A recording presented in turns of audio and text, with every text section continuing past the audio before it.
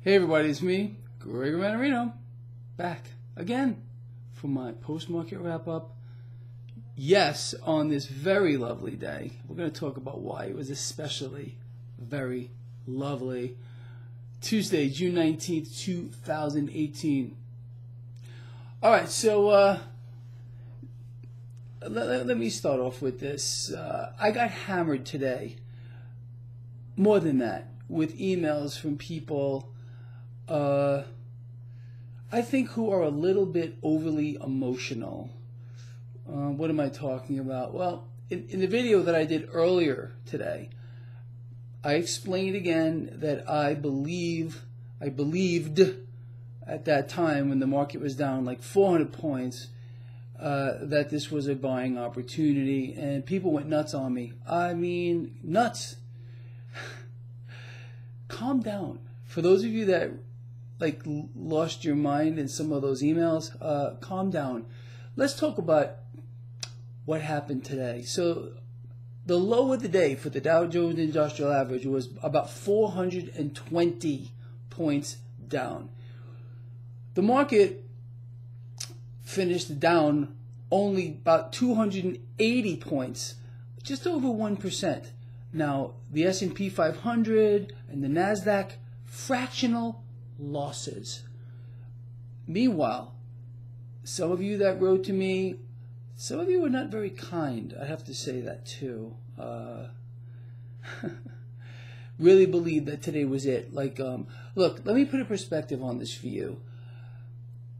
Now, this is to those of you that lost your mind a little bit today. What did the market do today? The market had every reason to sell off big time. It didn't do that. Just as I expected, this was, still is, a buying opportunity here, people.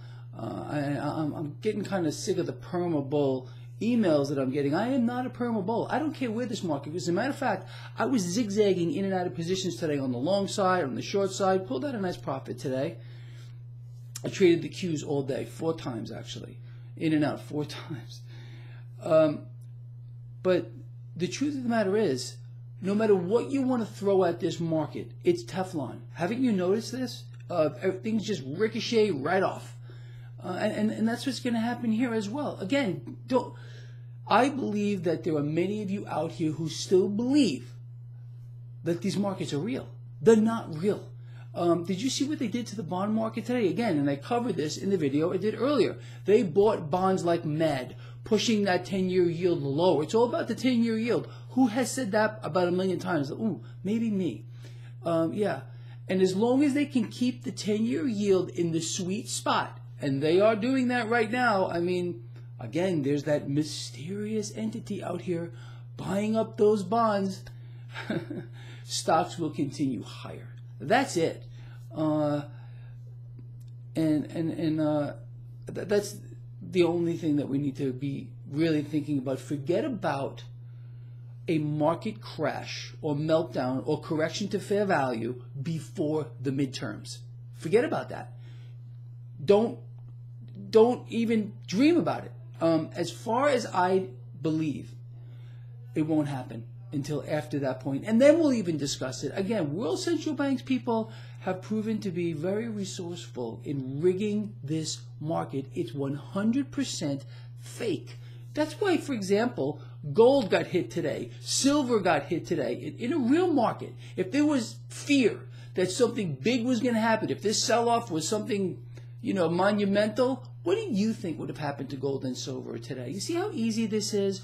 Once you just weigh this all out and don't get overly emotional.